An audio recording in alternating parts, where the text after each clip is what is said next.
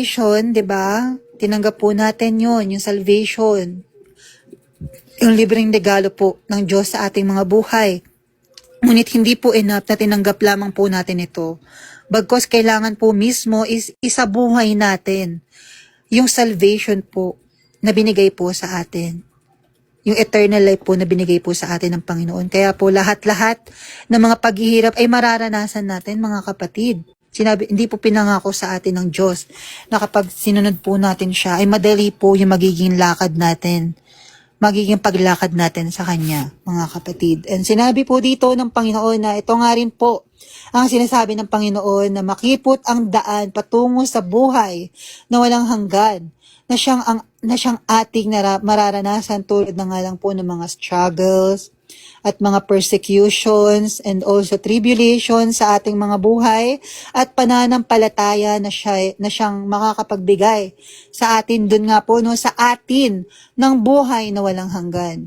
Kaya po kailangan natin maranasan po itong lahat dahil hindi po pinangako sa atin ng ating Panginoon na magiging madali yung ating paglakad at yun nga po no, yung daan na ating lalakaran or tatamasahin patungo nga po sa buhay na walang hanggan. At sinabi nga rin po ng Panginoon na kung sino nga po magtitiis hanggang dulo ay maliligtas. Kaya kailangan po nating tiisin lahat-lahat po ng ating mga nararanasan ngayon na hirap, lalong-lalo na po sa paglakad natin sa ating Panginoon. Lahat-lahat po yan, temporary lang. 'Di ba? Kaya po tiisin na lamang po natin. Kasi konting panahon na lamang po, mga kapatid. Paparating na po siya, kukunin niya na po yung kanyang mga anak na sumusunod po sa kanya. Wait lang po, mga kapatid, dahil naman po tubig.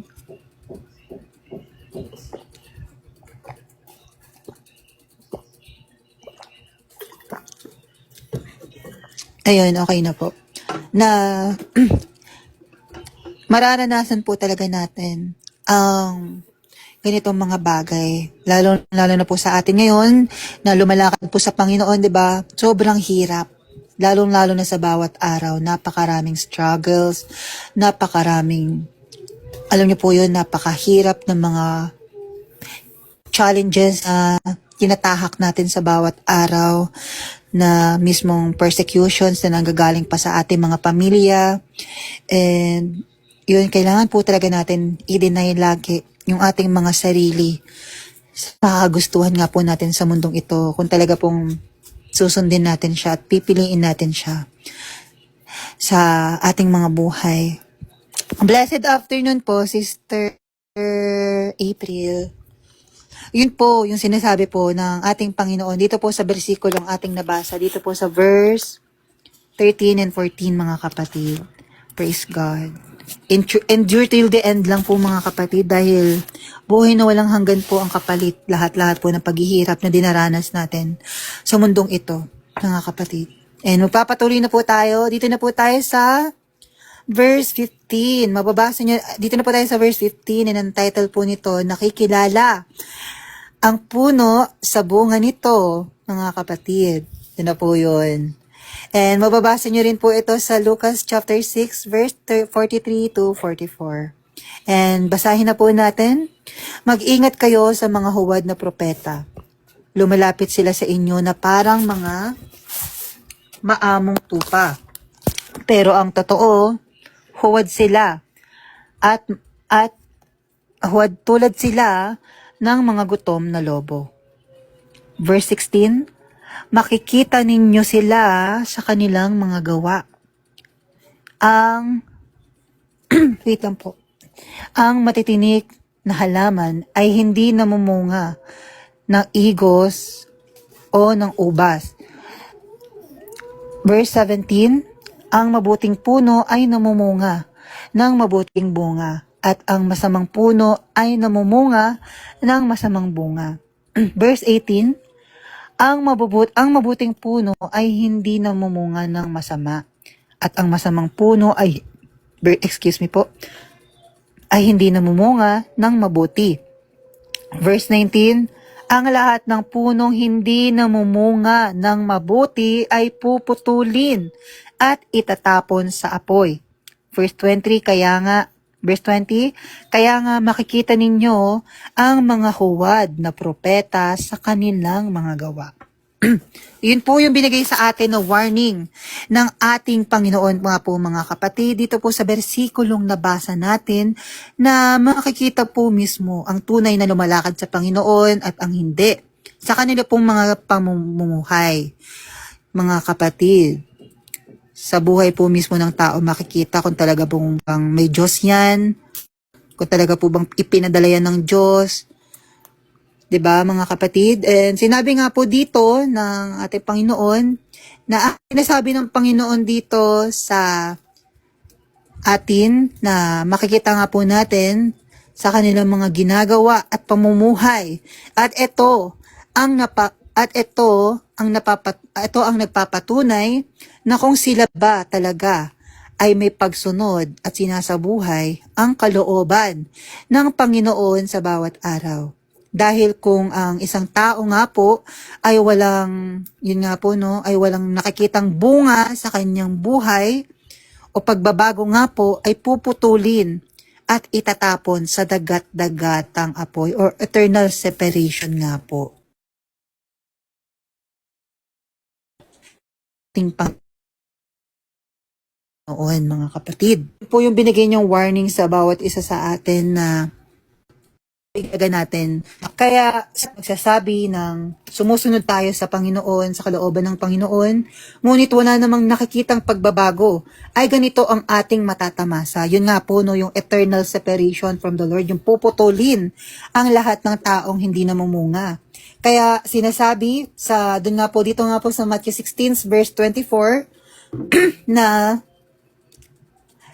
sinabi nga po ng Panginoon dito, na Then Jesus told to his disciples, if anyone would come after me, let him deny himself and take up his cross and follow me.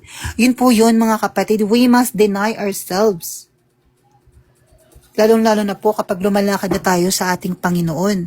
Kailangan na po nating bagtasin or lakaran po yung kalooban niya, yung righteousness po na buhay na gusto niya po sa bawat isa sa atin, mga kapatid. And yun po mga kapatid na we need to take up our cross and follow the Lord Jesus Christ. Na kailangan po nating i-let go yung mga bagay nga po dito sa mundong to, no, na yun nga po, no, makakapaghiwalay sa atin, sa ating Panginoon. Lalong-lalo na nga po, no, na kung wala nga pong makikitang pagbabago o bunga sa bawat isa po sa atin na nagsasabi nga po na kilala nila ang Diyos at sinusunod nga po nila ang Diyos, is nagsisinungaling lang po lamang sila sa kanilang mga sarili. Mababasa niyo po ito sa 1 John chapter 1 na kung sino nga po yung sinasabi na hindi na nga daw po siya nagkakasala, ay nagsisinungaling, hindi lamang po sa kanyang sarili, bagkos sa Diyos po mismo, na nalalaman po lahat-lahat ng mga bagay or ginagawa po ng bawat isa sa atin sa mundong ito. At ipagpapatuloy po natin, kaya kailangan nating talikuran at tanggihan ang mga kagustuhan at pagnanasa pa natin dito sa mundo na hindi naman makakatulong at bigay ng buhay na walang hanggan sa bawat isa sa atin. At pahabol po na mababasa natin dito nga po sa Galatians 5 verse 22 to 23 na ito po dapat yung makita sa atin, di ba? Na mababasa nga po natin doon, but the fruit of the Spirit is love, joy, peace, patience, kindness, goodness, faithfulness, gentleness, and self-control, mga kapatid. Ito po mismo dapat yung bunga na makikita po mismo sa ating mga buhay na kung talaga pong sinasabi natin na sinusunod natin or talaga pong kilala natin yung ating Panginoong Hesukristo or yung ating pong Diyos, mga kapatid. Yun po yung sinasabi ng ating Panginoon dito po sa bersikulong nabasa natin, mga kapatid, na ito nga po, no, kung ano nga ba yung mga bunga at dapat makita sa atin na siyang binubunga ng banal na spirito na makakapagpabago nga po sa atin, makakapagpatama po sa atin, lalong-lalo na po sa ating mga pagkakamali. In other word is kinukonvict po tayo. Lalong-lalo na po, 'di ba, when the temptation comes is genuine conviction na parang like may bumubulong sa iyong isipan na wag mong gagawin, wag kang hayaan mo lang, flee from it, mga kapatid. Na yun nga po, no, lalo na kapag alam niyang mali at hindi tama. Ito nga pong mga ginagawa natin sa ating mga buhay, mga kapatid. Ayun po yung mismong bunga ng banal na spirito. Doon nga po sa nabasa natin. Dito nga po sa Galatians chapter 5, verse 22 to 23, mga kapatid, na ito po mismo dapat yung katunayan na makita po mismo sa ating mga buhay na kung talaga bang tayo ba'y sumusunod sa ating Panginoon. Dapat may makita pong katunayan sa atin. Mismo yun nga po, no, bunga, mga kapatid, or pagbabago sa ating mga buhay, mga kapatid. Yun po yung pinaparating po dito sa ating mga bersikulong nabasa. Dito po sa verse 15 through 20 ng ating Panginoon, mga kapatid, no. You will know them by their fruit. Yun po yung sinasabi ng ating Panginoon, mga kapatid. Amen. Surrendering, obeying His word for everyday lives. Amen, mga kapatid. So, magpapatuloy na po tayo. And ito na po, ang title po nito, Hindi Kikilalanin ng Diyos ang mga gumagawa ng masama. Mga kapatid, mababasa niyo rin po ito sa Lucas chapter 13, verse 25 to 27. Pagpatuloy na po natin, verse 21. Marami ang tumatawag sa akin ng Panginoon, pero hindi ito nangangahulugan na makakapasok sila sa kaharian ng langit. Wait lang po. Ang mga tao lang na sumusunod sa kalooban ng aking Ama na sa langit ang mapapabilang sa kanyang kaharian. Ang sinasabi po, mga kapatid, ng ating Panginoon dito nga po sa versikulo or passage na nabasa natin, na makikita naman po natin, 'di ba? Maraming tao ang tumatawag sa pangalan nga po ng ating Panginoon. Ngunit yun nga po, no, hindi po mismo nila isinasabuhay yung kalooban or yung pamumuhay po na gusto ng Diyos sa bawat isa sa atin, 'di ba? Na kailangan po mismo sundin natin kung ano po yung nakaloob sa kanya pong salita na ikakatama at ikakatuwid at magbibigay po sa atin ng buhay na walang hanggan.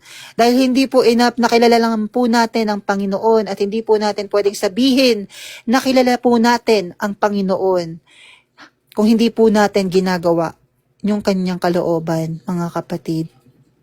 Hindi po natin pwedeng sabihin na kilala po natin siya sa ating mga buhay kung hindi po natin mismo ginagawa or sinusunod yung kanya pong kagustuhan or kanya pong kalooban, mga kapatid. Kasi nga po, 'di ba, sinabi nga po dito na ang makakatamasa lamang po ng buhay na walang hanggan ay yung mga taong sinusunod yung kalooban o yung kagustuhan na buhay po ng ating Panginoon sa bawat isa po sa atin na mga naglilingkod at sinasabi po or tumatawag nga po sa kanyang pangalan, mga kapatid.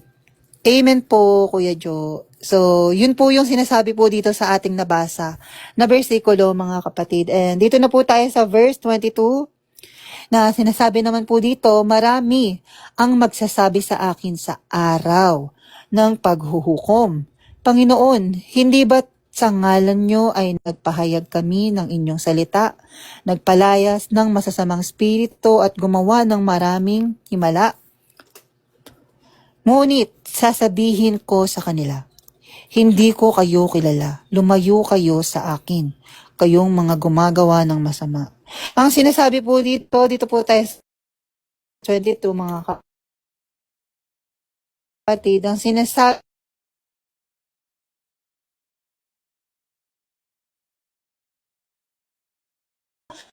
dito po nga po yung pagbabahagi nga daw po ng salita ng Panginoon na oppose naman po sa will at sa kagustuhan po or katotohanan nga po ng ating Panginoon, mga kapatid. I rebuke you, Satan, in the name of my Lord Jesus Christ. I rebuke and bind the internet interruption, Lord. Ayun, okay na po, mga kapatid. Malinaw na po ba? Hindi na po pa siya naglalag. Ayos na, bro. Ayun, praise God.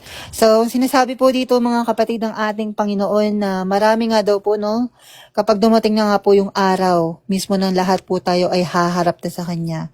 Marami pong tao yung ganito yung sasabihin na, marami daw po sila mga ginawang, nagbahagi nga daw po sila ng salita ng Panginoon, at marami nga daw po silang, yun nga po, no, yung mga nagpalayas nga daw po ng mga masasamang spirito, at gumawa pa daw po ng iba't iba pang bagay nga daw po para sa Panginoon. Pero, hindi po mismo talaga nila ibinabahagi yung katotohanan ng ating nga pong Panginoon. Katulad na nga lang po, 'di ba, na ito nga po sa karamihan ngayon sa ating nga po mga nagbabahagi nga po ng salita ng Panginoon ay hindi po mismo sinasabi yung kagustuhan na buhay or hindi po nire-rebuke yung mga kasalanan na ginagawa ng mga tao, lalong-lalo na po sa physical churches na puro prosperity, puro love, and puro lamang po blessings yung binabahagi. Hindi po mismo nila sinasabi kung ano po yung buhay na gusto ng Diyos para po sa bawat isa sa atin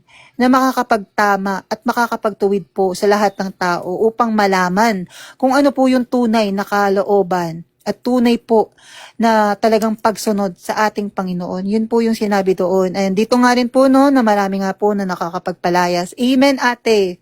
Yan din po yung always one save, yung one save, always save. Na porket yung akala nila is enough na yung nakapag-repent sila ng isang beses and gagawin nila yung pamumuhay nila ulit dito sa mundong to. Yun po yun, is a deception. Dinideceive nyo lamang po yung inyong mga sarili, mga kapatid. And kung ganito po yung paniniwala nyo, deceive po kayo, mga kapatid. Kailangan nyo po itong isurrendered. Kailangan nyo po mismong ihingi ng tawad ito sa Panginoon. Kasi po, hindi enough yung isang repentance lang. Kailangan po natin everyday repentance, everyday surrendered, and everyday submission sa ating Panginoon, mga kapatid. Hindi po enough na humingi lang tayo ng pagpapatawad ngayon, and then bukas gagawin na naman ulit natin, 'di ba? Amen po, nanay. Wala talaga pong, hindi po nila mismo talaga pinapahayag yung mga katotohanan nga po, nakagustuhan nga po ng ating Panginoon. And dito nga rin po, 'di ba, na yung mga nagpapalayas daw po sila ng mga masasamang spirito, nagpapaalis. And yung representation po niyan, mga kapatid, ito po yung mga tao na na akala natin ay totoong ginagawa po yung kalooban ng Diyos, ngunit hindi naman po talaga, mga kapatid. Mostly nga po, 'di ba, sa mga mga deliverance ministry, 'di ba? Yung akala natin ay katotohanan, yung ginagawa na nga po nilang pagpapaalis nga po ng masamang mga spirito sa mga tao. Ngunit hindi po talaga, mga kapatid, niloloko lamang po nila yung mga tao or niloloko lamang po nila yung kanilang mga sarili on that. Kasi po mismo tayo, kayang-kaya po mismo natin sa atin magpalayas ng masamang spirito dahil binigyan po tayo ng otoridad ng Panginoon sa kanyang pangalan na magpalayas ng masasamang spirito when we are really following Him and when we doing His word, His commandment to all of us, mga kapatid. And yun po yung sinasabi dito, mga kapatid. And dito nga po, no, sa verse 23 na sinabi nga po dito ng Panginoon, 'di ba? Ngunit sasabihin po ng ating Panginoon dito nga po sa mga tao na nagsasabi nga po sa kanya ng ganito is, hindi ko kayo kilala. Lumayo kayo sa akin. Kayo mga gumagawa ng masama. Diba? Grabe po yung mararanasan ng mga tao na ganito po yung ginagawa, mga kapatid. Yung nagsisinungaling po, no, sa harap pa mismo ng ating Panginoon, 'di ba? Kung kailan po mismo huli na ang lahat, dun pa po sila nagpapasinungalingan sa harap po mismo ng ating Panginoon, mga kapatid, 'di ba? Napakasakit po noon. Na binibigyan niya tayo ng time at ng oras na mai-repent 'yun, mabago 'yun, pero tayo po mismo nagmatigas tayo, nagmarunong po tayo sa mismong sarili natin. And hindi po mismo sa kanya na nanggagaling na siyang nakakapagpatama at nakakapagpatuwid po sa ating mga buhay. Hindi niya po kikilalanin yung mga tao pong ganito, mga kapatid, na yun nga po, no, sa mga unang bersikulo na nabasa natin, na kung wala nga pong pagbabago o wala nga pong bunga na nakikita sa kanilang mga buhay, mga kapatid. Yun po yung sinasabi po dito sa ating nga pong nabasang passage nga po dito sa verse 22 to 23, mga kapatid, 21 to 23, mga kapatid, na wag na po nating hintayin pa na dumating yung oras or araw na ganito po yung sabihin sa atin ng Panginoon.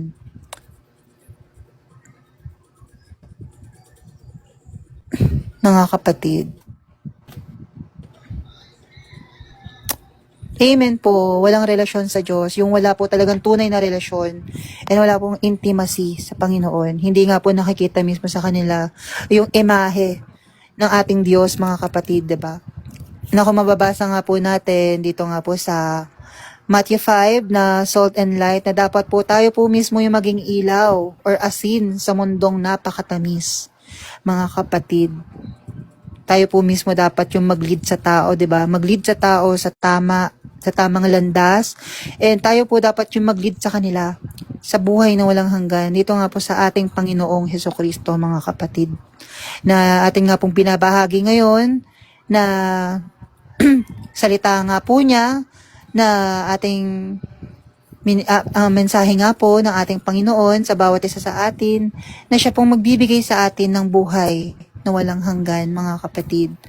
Yun po yung sinasabi po ng ating Panginoon. He's still giving us a chance for everyday life na magbago, mag-surrendered, at mai-reconcile, maitama po lahat ito, and magkaroon po ng relasyon sa Kanya habang may oras pa, habang nabubuhay pa tayo dito sa mundong ito, mga kapatid. Yun po yung sinasabi dito ng ating Panginoon.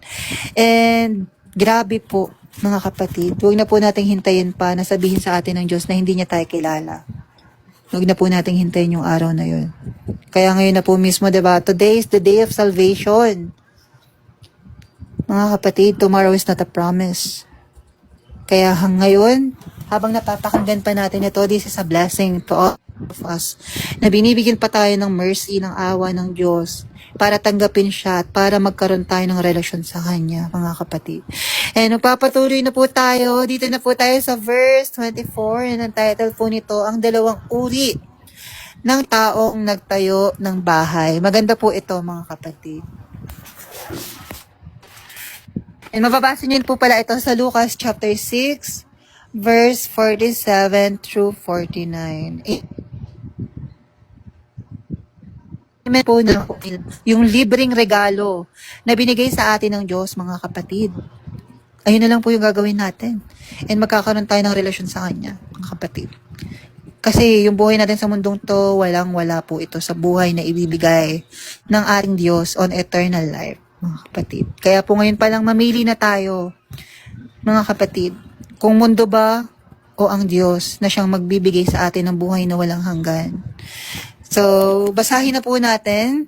Verse 24, kaya ang sino mang nakikinig at sumusunod sa aking mga sinasabi ay tulad ng isang matalinong lalaki na nagtayo ng kanyang bahay sa pundasyong bato. Verse 25, nung umulan ng malakas at bumaha at humampas ang malakas na hangin sa bahay, hindi ito nagiba dahil nakatayo ito sa matibay na pundasyon. Praise God. Amen.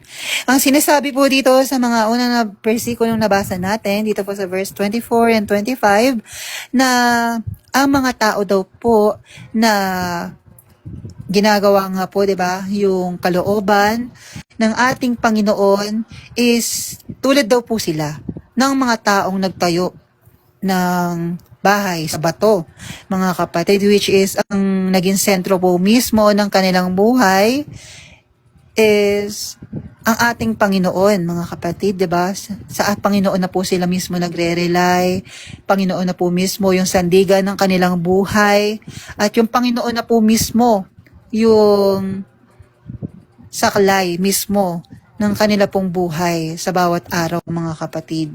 Like, alam niyo po yun, like fully surrendered na po mismo sa ating Panginoon, mga kapatid. Yun po yung sinasabi po dito, mga kapatid, no, na ganito daw po yung mga tao na sinusunod yung kalooban ng ating Panginoon or sinusunod po yung kagustuhan ng ating Panginoon, mga kapatid. Yun po yung sinasabi po dito sa versikulong nabasa natin. And dito na po tayo sa verse 26. Ngunit ang sino mang nakikinig sa aking mga salita, pero hindi naman ito sinusunod, ay parang taong hangal na nagtayo ng kanyang bahay sa buhangin ng verse 27, nang umulan ng malakas at bumaha at humampas ang malakas na hangin sa bahay, nagiba ito at lubusang nawasak. Ang sinasabi naman po, mga kapatid, ng amen po, rock and foundation po ng ating buhay. Amen po, mga kapatid. And yun po yung sinasabi po dito ng ating Panginoon, mga kapatid. Ito po yung example po ng mga tao na alam po yung kalooban ng Panginoon, ngunit hindi po isinasabuhay. Like, diba, yun nga po, napakinggan nila yung katotohanan nga po, pero hindi nga po nila ginagawa. Hindi po nila sinusunod kung ano po yung kalooban po ng Diyos, mga kapatid, sa kanilang mga buhay. Tulad daw po sila, ginawa pong example dito ng ating Panginoon, na para daw po silang mga tao na nagtayo ng bahay sa buhanginan kapag yun nga po, once nga po na nagkaroon ng malakas na hangin, ay magigiba lamang, mga kapatid. Katulad na nga lang po, 'di ba, na yung pananampalataya natin kapag hindi nga po nakarely o hindi po mismo yung Panginoon yung sandigan nito, mabilis pong mabubulwag or mabilis pong, alam niyo po yun, mabilis po tayong tatalikod or susuko sa atin nga pong paglakad sa ating Panginoong Hesukristo, mga kapatid. Yun po yung sinasabi or ito po yung pinaparating po dito ng ating Panginoong Hesukristo dito po sa mga bersikulong nabasa natin, mga kapatid. Praise God, kasi sobrang grabe yung Diyos. Hinahayag niya na po sa atin mismo yung mga dapat nating gawin and yung mga dapat na buhay nating gawin, mga kapatid. 'Di ba? Ganyan po siya mapagmahal sa atin, hinahatag niya na mismo sa bawat isa sa atin kung ano yung mga dapat nating isabuhay, kung ano yung mga dapat nating gawin, kung ano yung mga dapat nating sundin na ikakatama po at ikakatuwid po ng ating mga buhay po, mga kapatid. So, yun po yun, mga kapatid. Dito na po tayo sa last verses. Malapit na po tayong matapos. Ang otoridad ni Jesus. Verse 28. Pagkatapos ipangaral ni Jesus ang mga bagay na ito, namangha ang mga tao. Yun po, mga kapatid. Dito po sa verse 28, ang sinabi po dito ay, doon nga po, nung time po na sinabi nga po, ipinangaral nga po ito ng ating Panginoon, dito nga po sa mga nakikinig po sa Kanya, is namangha daw po sila. Dahil, ito nga po, no, dito natin mababasa sa verse 29, dahil nga po nangaral siya ng may otoridad at hindi tulad sa kanilang mga tagapagturo ng kautusan. Mga kapatid. Kasi first time nga lang daw po, no, makarinig ng mga taong ito ng, yun nga po, no, nung talagang nakakapag-rebuke nakakapag-reveal po mismo ng mga kasalanan na ginagawa nila. Lalo-lalo na po sa atin, 'di ba? Pag once po na binasa natin yung salita po ng Panginoon, 'di ba? Nare-rebuke po tayo. Nagugulat tayo kasi nare-reveal po yung mga ginagawa nating pagkakamali, 'di ba? Ganun ka-powerful or ganun kabuhay yung salita po ng ating Panginoon. Talaga masasaktan tayo. It's like a two-edged sword na i-reveal at i-reveal mismo yung mga kamalian na ginagawa natin sa ating mga pamumuhay. Amen po, Brother Joe. Kingdom Gospel. Yun po. Nagulat kasi sila, 'di ba? Iba yung binabahagi or pinapangaral po ng ating Panginoon kaysa nga po dito sa mga Pariseo na tagapagturo nga po, no, ng kautusan ni Moses po noon, 'di ba, ng Old Testament. Pero sinabi na nga po ng Panginoon, 'di ba? Pinulfilled niya na po ito sa pagmamahal. Ito nga po mga tinuturo nga po na kautusan. Ito nga po mga Pariseo noong panahon po ng ating Panginoong Jesucristo, mga kapatid, diba? Na naging self-righteous and alam niyo po yun, like may pride po sila sa kanilang mga buhay. And dun nga po, diba? Sa nabasa nating una na bakit mo Like, tinitignan yung pagkakasala ng iba, pero mismo sa sarili mo, hindi mo makita. Yun po yung example ng mga Pariseo. Di na po nila mismo makita sa kanilang mga sarili na kung tama ba yung ginagawa nila o hindi. 'Di ba, nang ko-condemn po sila ng mga tao, mga kapatid, na nagkakasala nga po. So, yun po lahat-lahat mga kapatid, yung gusto pong mensahe sa atin ngayong araw ng ating Panginoon. Praise God, kasi nalaman na naman po natin yung mga dapat po nating isabuhay, yung dapat po nating sundin, at yung dapat po nating isapuso at isaisip sa kanyang salita po mga kapatid. Praise God, napakabuti po ng Diyos na inihayag niya po ulit so sa atin. Thank you, Lord, for these words. And thank you po, Lord God, sa araw na ito dahil nalaman na naman po namin kung ano po yung gusto nyo na sabihin po at i-share po at bigay po na reminder sa bawat isa po sa amin sa bawat araw, Lord God. Lalong-lalo na po sa buhay na ginagawa namin sa mundong ito. Thank you, Lord. Thank you, Lord. Praise God. Praise God. So, dito na po natatapos yung ating topic, mga kapatid. Praise the Lord.